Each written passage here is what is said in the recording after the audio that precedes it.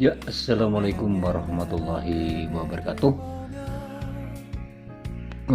Bagaimana kabarnya anak-anak kelas 6?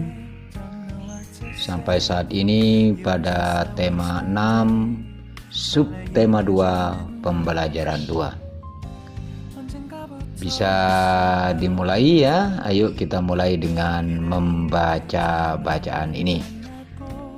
Ragam tarian di Indonesia. Indonesia kaya akan budaya, diantaranya karya tari.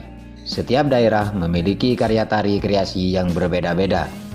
Apakah yang dimaksud dengan tari kreasi? Tari kreasi adalah tari yang gerakannya merupakan perkembangan dari gerak tari tradisional.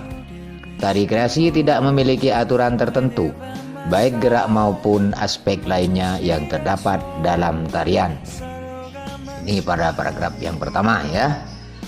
Paragraf yang kedua, ada 3 jenis tari kreasi, yaitu tari kreasi daerah atau tradisional, tari kreasi modern, dan tari kreasi kontemporer. Tari kreasi daerah atau tradisional adalah tari yang mengalami perubahan dari tari tradisional, baik bentuk, gerak, ataupun aspek lainnya, tetapi tetap dalam konteks ciri khas dari daerah tersebut. Tari kreasi modern adalah tari yang tidak memiliki aturan tertentu, baik dalam bentuk gerak ataupun aspek lainnya. Tari kontemporer adalah tarian yang dibuat berdasarkan isu yang beredar pada waktu tertentu. Bentuk karya tari kreasi dapat berupa bentuk tari tunggal, tari berpasangan, dan tari kelompok. Tari tunggal adalah karya tari yang diperagakan oleh seorang penari. Ya, jadi tari tunggal namanya sudah tunggal, artinya satu, berarti penarinya hanya satu orang. Sedangkan tari berpasangan adalah karya tari yang diperagakan oleh 2 orang penari. Ya, jadi yang berpasangan adalah 2 orang penari. Adapun tari kelompok adalah karya tari yang diperagakan oleh lebih dari 2 penari. Baiklah anak-anakku sekalian, ya, setelah kalian membaca bacaan di atas, ya, tugas kalian adalah mencari gagasan utama setiap paragraf, ya. Yang barusan ada 1, 2, 3 paragraf ya. Ada 3 paragraf. Silahkan kalian kerjakan tugas ini, mencari gagasan utama setiap paragraf. Contohnya ini paragraf pertama adalah gagasan utamanya adalah pengertian tari kreasi. Jadi kalian tinggal mencari gagasan yang kedua, apa isi dari kedua paragraf tersebut, yaitu paragraf yang kedua dan paragraf yang ketiga. Silahkan kamu cari dulu kalimat utamanya. Nah, disitulah ada ide atau gagasan utama. Ya.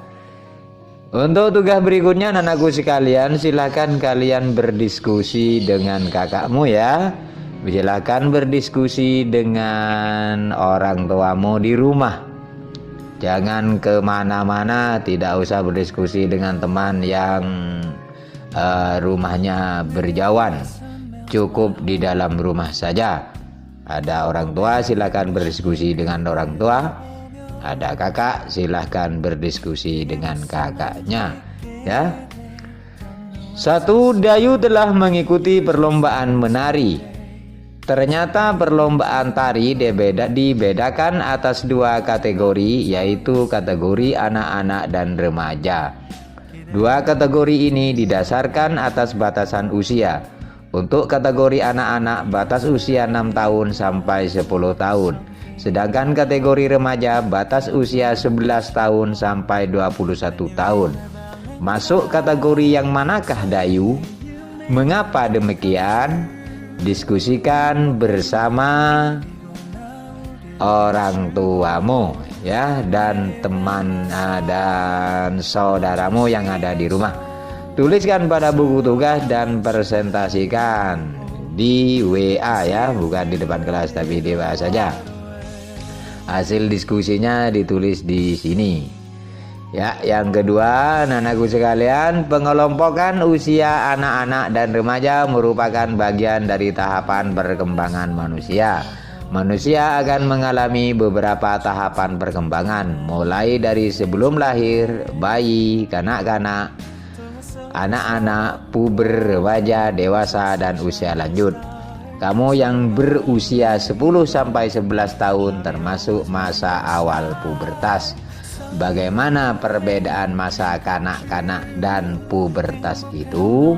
Untuk nomor 2, yaitu yang ditanyakan adalah tahapan perkembangan.